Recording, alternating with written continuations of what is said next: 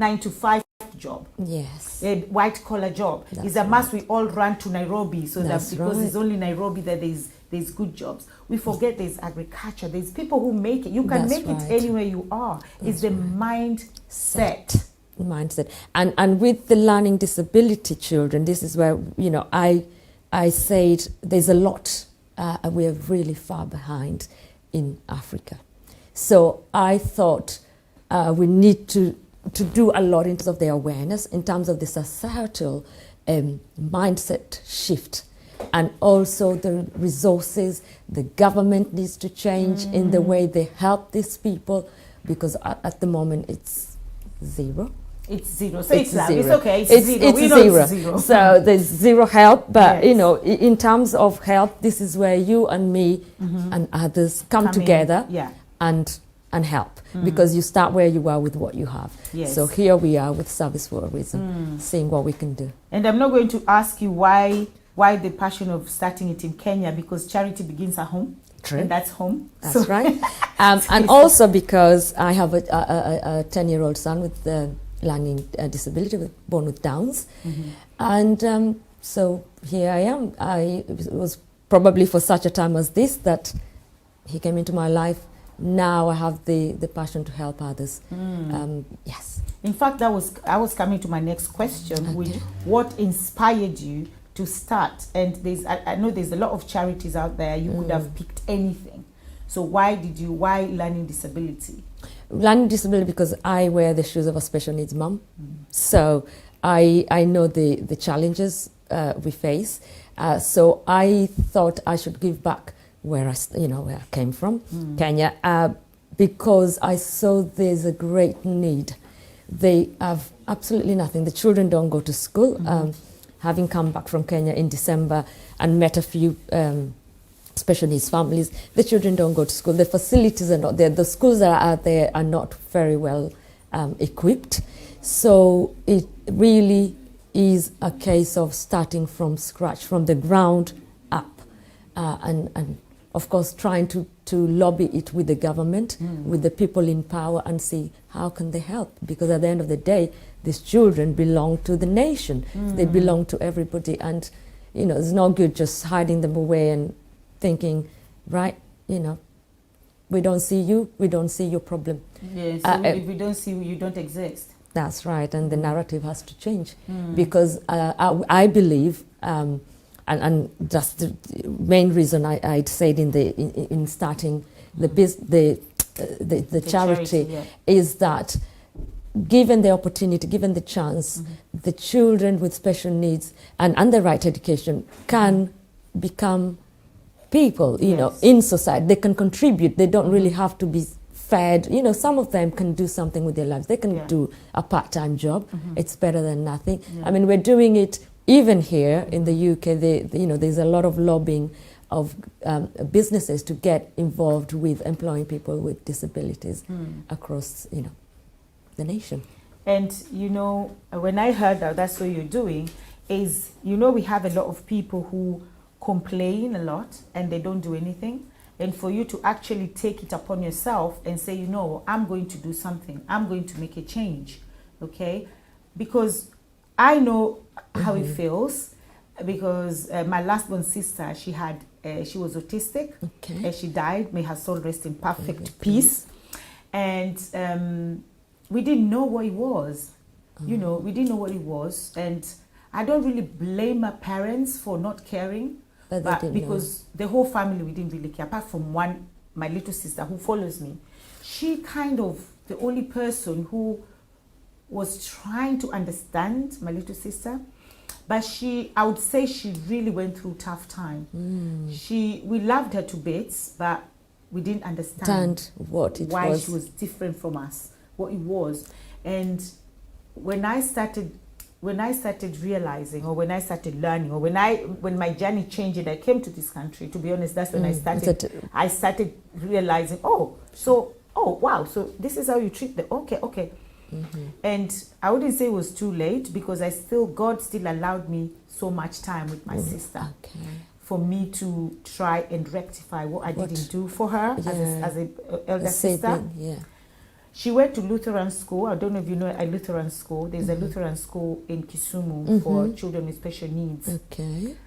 Do you know, none of the family members ever visited her. Wow. Yeah. Every time I think of that, my sister, it really hurts. But I've learned to forgive myself because I didn't know anything. I was just thinking, why are you different? And then people in the streets used to call her, "We Mwenda," and she actually accepted it.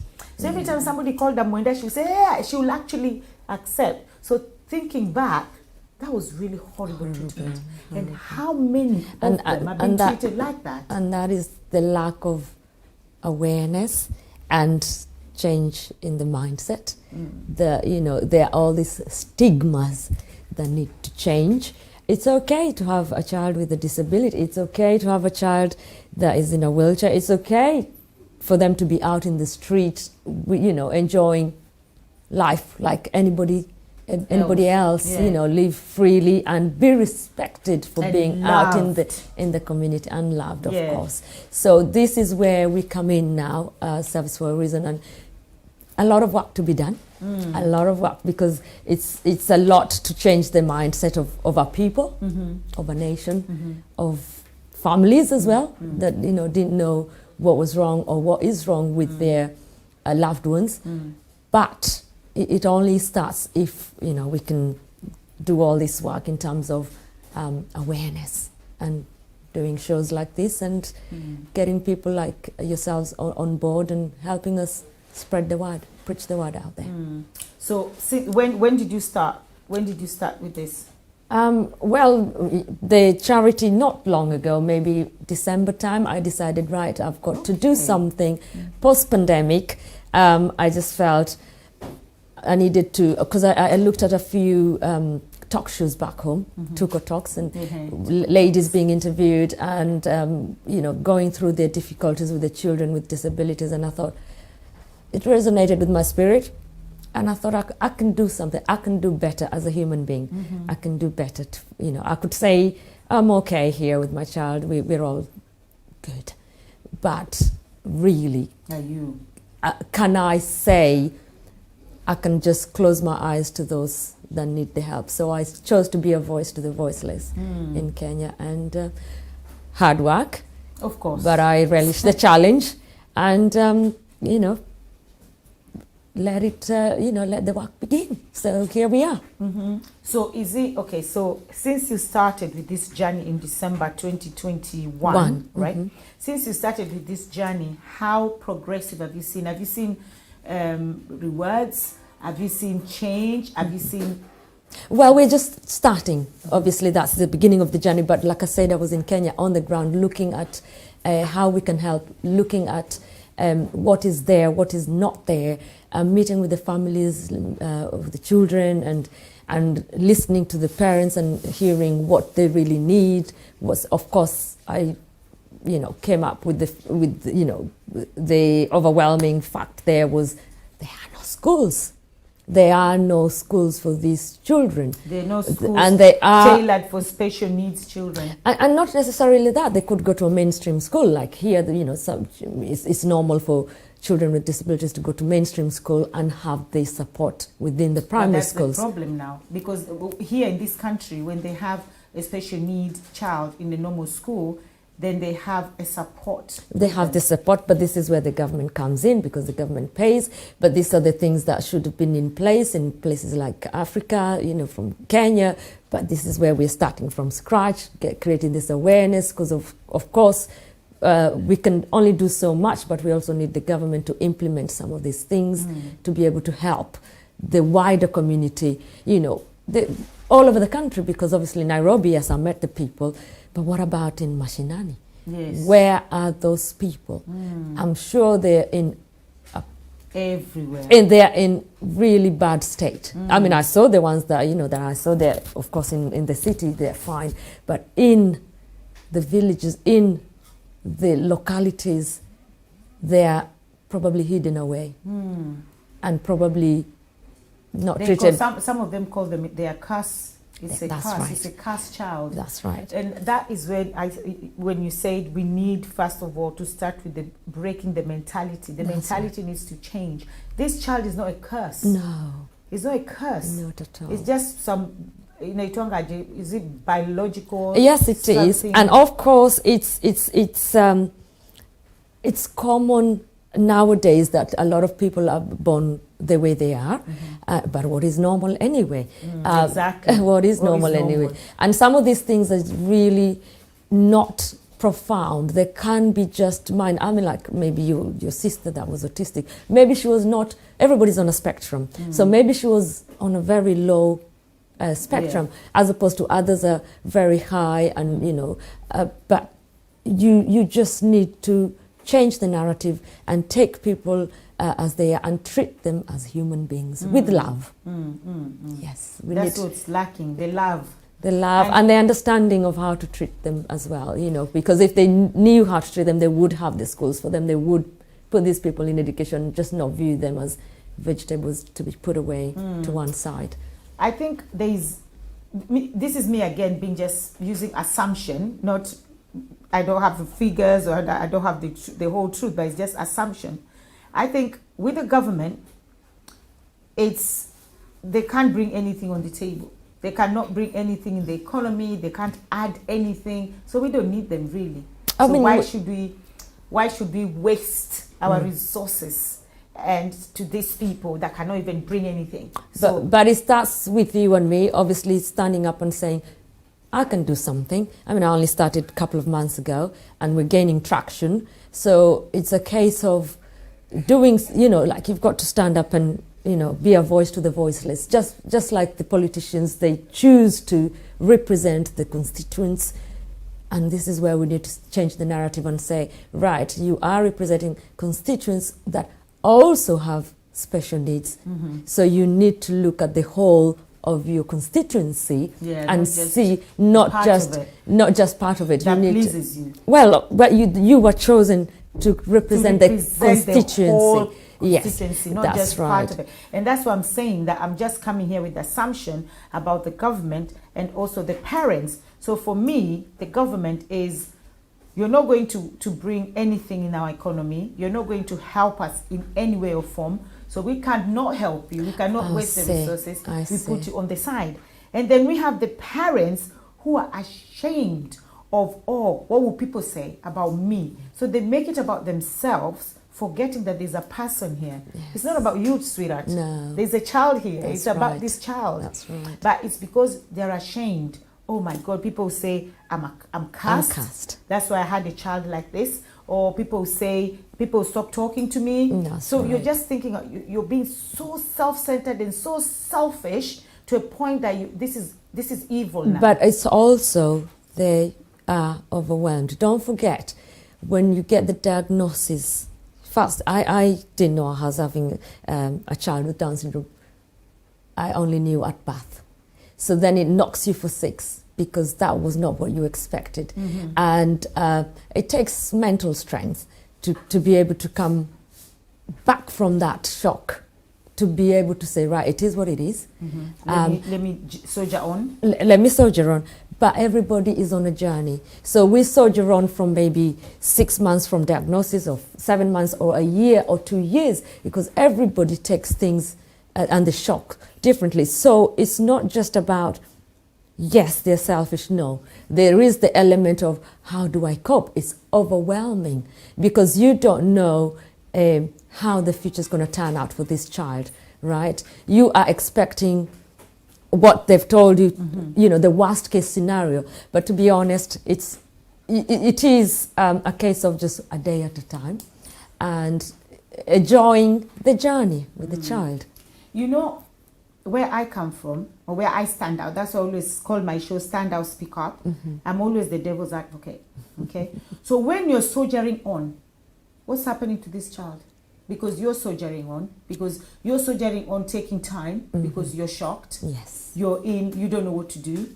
So you're leaving this child to suffer because you don't know what to do. You're the parent. You're the parent. Okay? So that is where I say you're selfish, because for me, you've seen this child needs help. What do? You ask for help. Because if you can't do it yourself, definitely you can't do it yourself. That's right. I have my neighbor who has a child, and I've never seen such a mother in my life who loves it. I thought I loved my children. That woman, she's in a different level. She has a child who's autistic. That child has time. 4 times a day, the child will be making 2 a.m. You wake up and there's a noise that he makes. He wakes up at 6.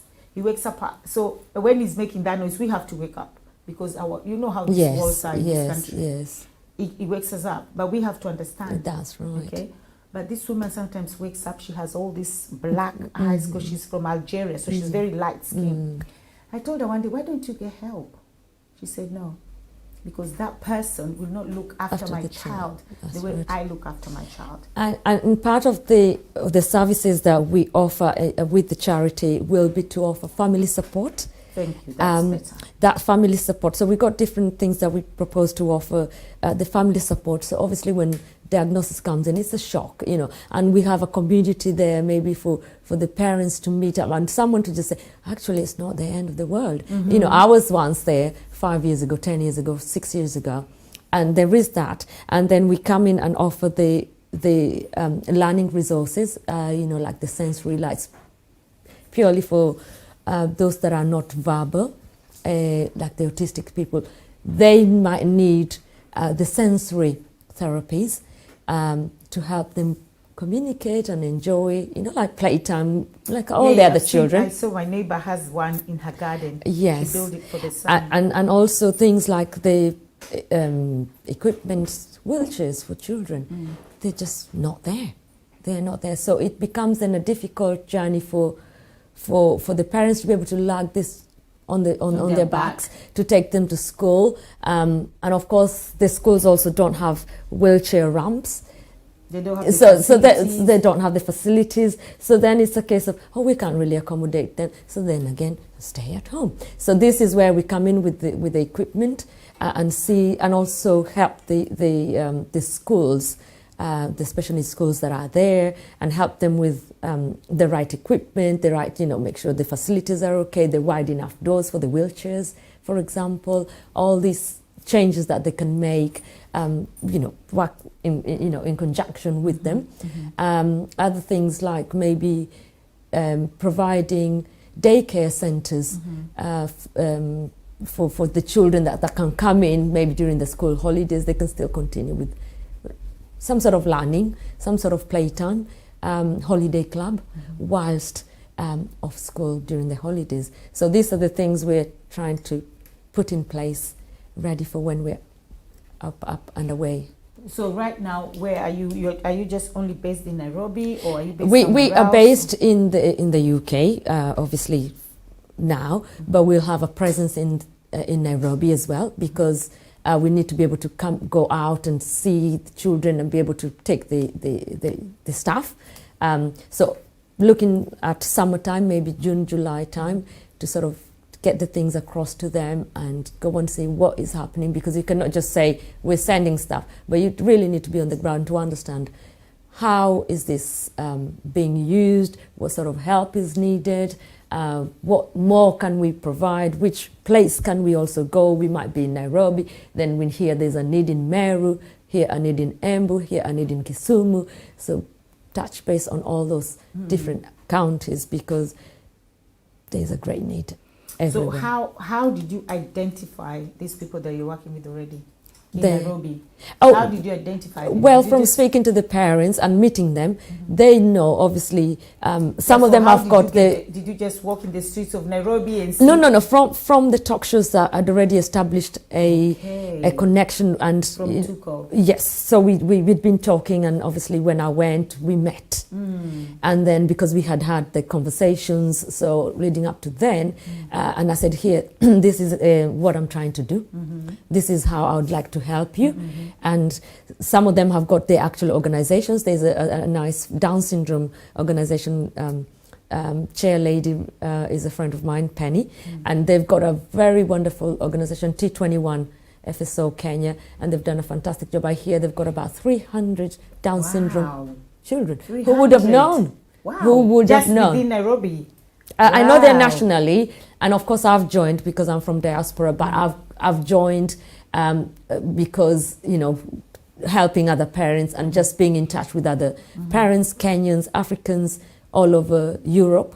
But in Kenya, I think there are about 300. So there is an organization that I can say I know of that we can work with. And whilst there are others, maybe the cerebral palsy group that is yet to maybe form, or they're going, you know, it is there, but we haven't been in touch. And I'm sure there's an autism group as well. And of course, we've got our own disability ministry or something, I hear, of that sort. In Kenya? In Kenya. Okay. So we are yet to find out what they do.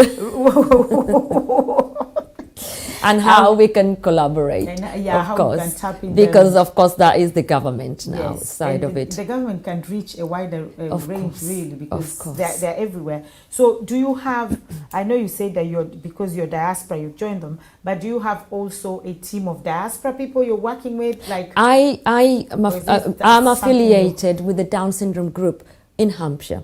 It's called Stepping Stones in Fleet, because when my son was born, I was signposted to that place. So they have been fantastic. And it was only started by parents when they had their kids 15 years ago or so, and it's grown to a big, and they help us a lot in terms of outreach in schools. They come, since my son started year R, coming up to year 6 now, they've always gone to school to help the teachers be able to do. So that kind of support is what I would like to have in Kenya. So I'm working alongside them as well, saying, hey, this is what I'm trying to do in Kenya. Are you going to be able to help me send some resources or come in person to donate your time and show these teachers how to do A, B, C, D in terms of learning and helping the children with disabilities. So it's fostering all these connections here in this diaspora and in Africa, not just Kenya. We're going to move on to other places, Tanzania, Uganda, South Africa, wherever there is a need. I only started in Kenya because that's where I'm from. Charity begins at home. And that's where I know. But someone else says to me, come to me in Nigeria. Yes, we go, because the need is there worldwide, I'm sure. It's everywhere in underdeveloped countries. Yes. I mean, so you're just trying to get probably teachers to take their skills and go and implement it in the teachers. Yes. And then just, because that is a lot. And I've actually visited a school, a lady I met, and you know, we became friends, Mercy, and she's a mother of triplets. I think you know Mercy. I don't know, you've had her on Tuko. She had yes. And the one on Tuko, yes. And of course that is a lot of work that she's got hard. there. That's hard. And she's actually got a school because she couldn't find a school for the sons. So she ended up having to form her own school. But how many people can afford to do that? Yes. You know, but she was frustrated in that her children needed to be in school, and she was in a position to be able to set up one. And I went to see it, and it's a very good a setup that they've got there, but they can only take so many. So in terms of us coming in, maybe helping out, maybe we can go to a bigger building, for example. They can then take on more kids, because at the moment they've only got 35 or have capacity to go up to 35 to 40 kids. That's not enough. What about Embu? What about Mombasa County? What about Nakuru? So they can help to implement those chapters in those different counties, but we need to also work together in conjunction with them to see how they can help other counties to be able to help. So a lot of work, but a lot of satisfaction from seeing that, you know, to see the children being at home because they cannot get a wheelchair to get to school. It's pathetic in this day and age. It is. Try and get that child in school to mingle with other children. To bring the light out of them, because you left your own devices at home. God knows what they do or where they're tied. Can you imagine, like when COVID happened, and that was the lesson for people to know how important going out is, how important meeting with other people is. because people are in the houses, locked in the houses. That's right. There's so much depression, so much stress. That's right. They just domestic violence shooting That's right. went up the sky. Yeah. So many divorce went up the sky. So many things happened because yeah. people are cooked in the house. So right. imagine those children who've been there not just for 1 year or 2 years, Several they've been cooked years. in the house for so many years. How do you expect them to even behave in front of people? And I think it's even making their situation worse. That's right. Than better. Yes. But I also want to ask you, because I know you're a mother as well and a wife, and also with a child who has special needs. So how do you cope? How are you going to juggle all this? Juggling is the name of the game here. Because, well, I had to resign my job when my son joined school, because obviously it was too much with phone calls coming in. You need to pick him up. He's got this, he's got that. So obviously nobody's going to give you endless time of work. And that was a blessing in disguise, because then I ended up setting up my own business. Then it grew, and of course I had to juggle in with that and growing the business and taking care of the family. But God doesn't give you what you can't handle. Yes. And hard work, because of course nothing worth having comes easy. So I've worked hard. I've brought up the business to where it is now. I'm happy to hand it over to my manager to then concentrate on this new chapter in my life. So the juggling is constant. Is constant. Ever so more now with the charity, because we've just realized it's a huge responsibility having to set up a charity and knocking on a lot of doors and a lot of meetings and being in different countries, like here, Kenya, maybe somewhere else. So it is a lot of juggling, but at the end of the day is, what are you getting out of it? Because I've chosen to be a voice to the voiceless. I have to be both feet in.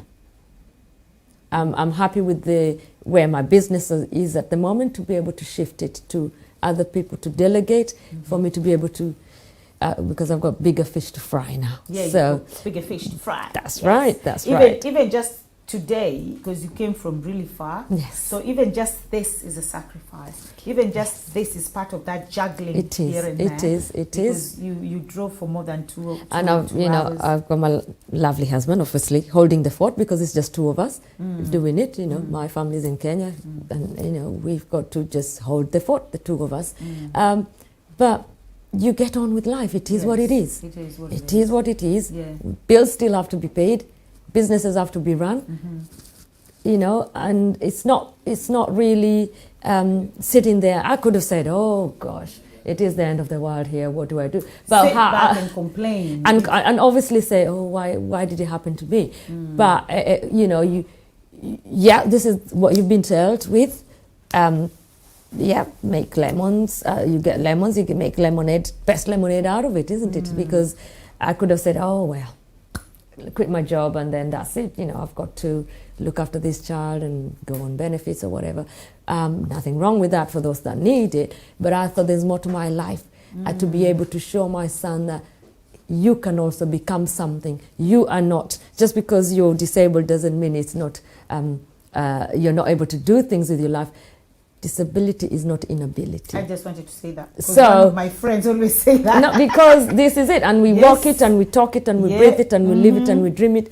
Because if I can show him you can do it, exactly, then we can move from year R to year 6 now to high school, and to the self-confidence as well, and also beyond the schooling. We also move into work opportunities for people with disabilities, with learning disabilities, especially in this country as well. So there'll be a lot of knocking on doors again here, because yes, my son will be looking for work in a couple of years' time after high school. Where are those opportunities? I need to then start knocking on doors and say, hello government, what are we doing about these statistics? Yes. Not very good just saying we've got diversity and inclusion in the workplace on the mission statements. Where is the hard figures saying we've employed X number of people with disabilities within a 500 people company? So a lot of work here too. So yes, so we're relishing the challenge with help from everybody, because you know, Because you can't cannot, walk alone. and you can't do You it cannot alone, walk and we alone. can't bring up a child alone. Child is brought up by a village. Yes, they say the child is brought up by village, by Iroko tree. So I know you did, I'm proud of you that you didn't Thank sit you. there and have a pity party, because you could have just sat there and start throwing toys off the pram and why me and this and that. But you actually, instead of seeing the problem, you saw the solution to a problem. Well, with every problem, there's always a solution. And also, life is what you make it. You can sit there having a pity party for how long, and when there's a child depending on you, like you said, you know, it is kind of selfish as well to think about yourself. What about this child that doesn't know anything and expects you to do? And that is my role as the parent, as the mother, to say, come on, you can do it. Yeah. Just like we, you know, any other child that grows up, you're like, okay, you can take that step and that step and that step until they're grown. So even with my child that has a disability, I can say, no, you can do it. You try that. You didn't read this right, but let's try tomorrow, you know, or let's try again. Let's spell that out. Let's read it slowly. Then becomes an avid reader, like, you know, he is now. Rather than putting people in houses and locking them up and say, well, I'm just going to the market, I'll see you at 6 o'clock when I'm back. You know, love does a lot. I had, on my talk show, I had a guy called Martin. He's in Kenya. He has 2 children who have Down syndrome, autism, and it's severe. Not very bad, but it's bad. A boy and a girl. And the wife left him. I really respect this man, I don't know. And the wife left, and he looks after those kids by himself, those children. I hate saying kids, I always say children. He looks after those children by himself. And he said, there's something I asked him, and he said, the children don't really know this is the dad or this is the mom, but they know love. That's they right. embrace love. And everybody, every human being, you know, craves love. Yeah. And love, you know, you need love to thrive. You need love. Even anybody, you know, like us, everybody needs love to thrive. Even if the sort of normal household, without love, then the child goes downhill. So needs love to thrive. Yeah. Yes. Wow. Thank you so much. And I know that you said your new chapter is fulfilling, and it is fulfilling, because that's what I always say. I always ask people that what is success? Because sometimes people look at the cars they're driving, the houses they live in, the money they have in their bank account, and they say that's how they define success. So however somebody wants to define success, that is them. But the way I define success is, how many hearts have you touched? How many people have you touched? When you're gone, can somebody actually stand in that pulpit and say today, and take a microphone and say, today I am here because of so and so. Today I was given this opportunity by the person who is lying in that coffin. Today I'm a doctor, I'm a nurse, I'm a dancer, I'm a choreographer, I'm an artist, I'm an architect. I'm who I am today because of that person. That is what I define success. And what you're doing, to me, that is success. By helping, that is true success. By helping other people, by not being self-centered and selfish, by not just grabbing everything for yourself, but for actually giving it out to the less privileged that need it. So thank you so much. And I just want you to talk to our people today out there, your last remarks, and as you give your last remarks as well, just tell us where to find you, what you like us to do for you, you know. Okay, well, thank you. Thank you very much for having me. Of course, I cannot do this on my own. I'm just, you know, someone just decided to do this and to stand up and be a voice to the voiceless. But I cannot do it alone. I need support from everywhere. Of course, we've got our charity events that we do 4 times a year. So we're going to be having events here, like our Glam and Glow events. So we have a summer one, a spring one, March summer one in Kenya. That will be in July. We have our classic golf tournaments that we're trying to launch as well, to entice the men to also join us, because a lot of these things tends to be women a lot. So golf tournaments to try and get the men on board, either in Kenya December time or August in the UK somewhere. on our lovely golf courses, and also our winter ball in end of November. So all this is about fundraising and trying to help as much as possible to be able to be on the ground in Africa, different parts, helping and trying to make sure these children are seen to. We've got our website, www.serviceforareason.org. Say that slowly. Say that slowly. www.serviceforareason.org. And of course, you can email us if you need any support, or if you need, I mean, even the people here that might need support of African heritage, because sometimes, you know, people are here and they really don't know who to talk to. They don't really, you can't face this on your own. There are people out there, you just need to talk. So our email info@serviceforareason.org, and also we've got Facebook, same Service for a Reason, and also Instagram Service for a Reason. But in terms of coming to support us, please come and join us at our events, because that's where you get, you know, don your glad rags and come and have a good time, all whilst supporting a good cause. And yes, so hopefully we'll see you at one of our events. Of course. And yes, and to you know, and to I just know spread the word. Your event is on the 5th of March. Yes. Can you talk about that one? Yes, we have it's Glam and Glow, and we are going to be at Strictly, Swan at Strictly. Lovely, lovely, lovely location overlooking River Thames. Wow. So if you really fancy donning your glad rags and coming out to party with us, and of course raise some money for this charitable cause, do come and join us. To obviously website, then you can find tickets, or you can buy tickets. You can email us info@serviceforareason.org. Also, you can email me at my probably my work website is www.tidytimeservices.com, and you can email Lucy at tidytimeservices@mail.com. You can get hold of me. So those are the ways we can be reached. But yeah, of course they can get in touch with you, and you can get in touch with me. So you know, some people might not have caught all that, but they can say, oh, that lovely person that was there, can't quite remember her name, talking about disability, you can point them in the right direction. Okay.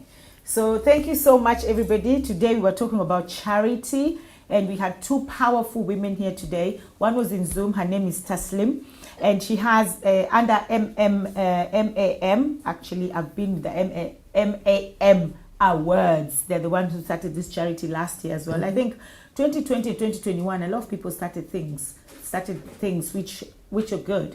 So they're also doing something with the girls in Lamu. Sanitary towels, which is very, very good, guys. So if you want to help in any way or form, you can get in touch with myself. Of course, my Facebook page is Lydia Tet Olet. You can message me on that one. And also, if you want to get in touch with Lucy as well, who is doing something with special needs or learning difficulties in Kenya, we know how much that is. We know how that is. You know, just to say a little bit, I went to Kenya with my daughter, and she never seen anybody walking like this with a, you know, with their bum, you know. Yes, because they have no wheelchairs. Yes, and she was really upset. And she said, "Mommy, why is this person walking with her bum, with his bum?" And they said he doesn't have a wheelchair. So these are things that affect a lot of us as an African continent, or in Kenya as well. That's where we come from. So guys, please put your hands in your pockets and your mindset, take that heart and think, let me help as a deprived child or less privileged child, I would say. So thank you so much for watching us today. Stand out, speak up. So stand out and reach out to Lucy. Stand out and reach out to Taslim. And as you reach out, like we always say, it can only be God. So love you. See ya next week on Wednesday.